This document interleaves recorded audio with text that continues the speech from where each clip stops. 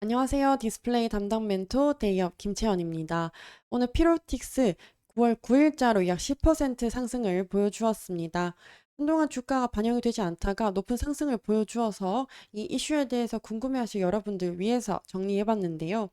관련해서는 최근에 있었던 전시회와 함께 이 유리기판이 이슈가 되었던 것 같습니다.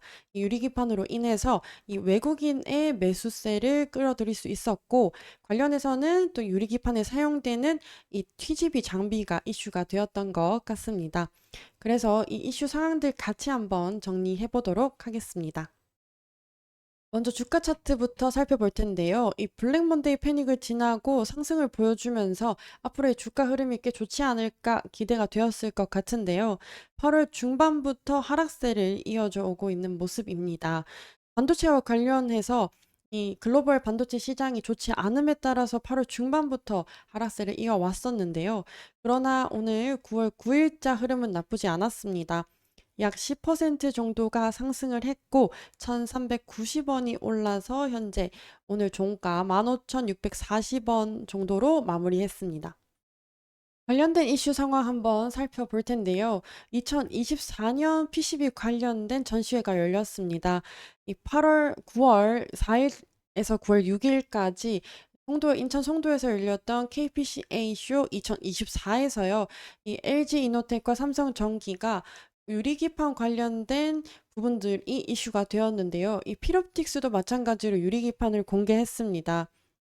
이 먼저 삼성전기와 LG 이노텍이 이슈가 되었고 그에 따라서 이 필옵틱스가 태성과 같은 종목에서도 부각이 된 것으로 보여지는 상황인데요. 그렇다면 이 유리기판이 어떤 이슈가 부각이 되었냐, 왜 유리기판이 이슈로 부각이 되었냐라고 살펴본다면요. 유리기판 같은 경우는 이 반도체에 있어서 꿈의 기판이라고 불릴 정도로 주목받고 있는 상황입니다. 아무래도 AI가 발전함에 따라서 이 반도체도 굉장히 중요해지는 부분이겠는데요. 이 반도체가 특히 소형화 기기에서는 조금 더 작아지고 그에 따라서 안에 들어가야 되는 집약적으로 부품 그리고 회로 같은 경우가 더욱더 좁아지고 많이 들어가야 된다는 부분에서 이 반도체 기판이 주목받고 있는 상황입니다.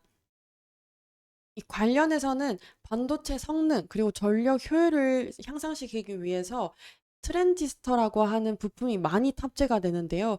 이 트랜지스터가 점차적으로 많이 탑재되다 보니까 여기 사이를 이어주는 인터포저가 더욱더 중요해지고 있습니다.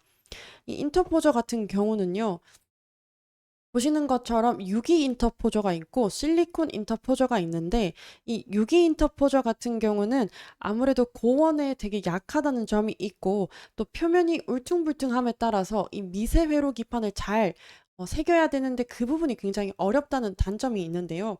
이것을 보완한 게 사실 실리콘 인터포저입니다. 이런 유기 인터포저가 가진 단점을 보완해 준다는 점에서 굉장한 이점을 가지고 있기는 하지만 그런데 인프라 구축이 너무 비싸기 때문에 단가가 굉장히 많이 올라간다는 점이 아무래도 이 실리콘 인터포저의 그 단점이 될 수 있겠습니다.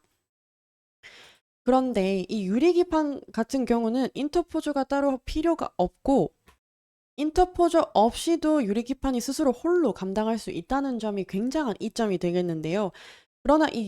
그러나가 아니라 그래서 이 유리기판 같은 경우는 평탄도도 굉장히 높습니다. 평평한 정도가 굉장히 높기 때문에 미세 회로를 잘 새길 수 있고요. 또 열에 잘 견뎌진다는 점에서 이 유리기판이 꿈의 기판이라고 불릴 정도로 주목을 받고 있다라고 볼 수 있겠는데요. 이 필옵틱스 같은 경우는 고정밀 레이저 시각 기술을 사용한다고 합니다. 이 필옵틱스는 유리기판에서 글래스 관통 전극이라고 하는 이 TGV 장비를 개발했는데요. 이 TGV가 유리기판의 초정밀 구멍을 가공해서 미세 전극 통로를 만드는 기술입니다. 아까 말씀드렸던 것처럼 이로 죄송합니다. 이 유리기판에 아주 얇은 미세 회로들을 이렇게 새길 텐데 이런 기술이 레이저로 사용하는 이 기술이 필옵틱스가 굉장히 뛰어나다라는 시장의 평가를 받고 있는데요. 이 유리기판 같은 경우는 미세하고 집약적으로 생기는 것도 굉장히 중요하지만 이렇게 유리기판의 균열이 일지 않게 가공해야 된다는 점이 굉장히 중요하고 또 이렇게 어, 상처 없이 가공을 하는 것도 중요하지만 생산성이나 속도까지 높여야 한다는 점이 굉장히 중요 포인트가 되겠습니다.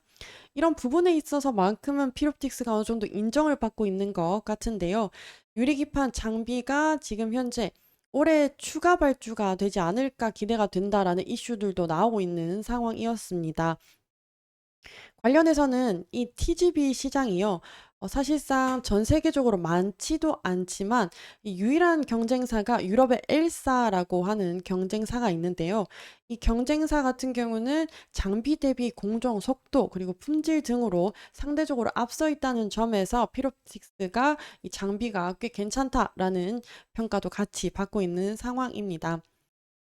그래서 정리를 한번 해보자면요. 이 피롭틱스 같은 경우는 오늘 10%의 상승을 보여주었던 이 동력이 되는 부분이 최근에 있었던 이 전시에 관련된 유리기판이 이슈가 되었고, 관련해서 이 피롭틱스 같은 경우는 유리기판에 사용되는 TGV 장비라고 하는 장비를 만듦으로써 같이 이슈가 부각이 되었다. 이 관련해서 이 외국인의 매수세로 상승이 잘 반영이 되었다라는 부분까지 정리를 해볼 수 있겠습니다. 관련해서 또 이슈 사항이 있다면 정리해 보도록 하면서요. 다음 영상으로 또 찾아뵙도록 하겠습니다. 감사합니다.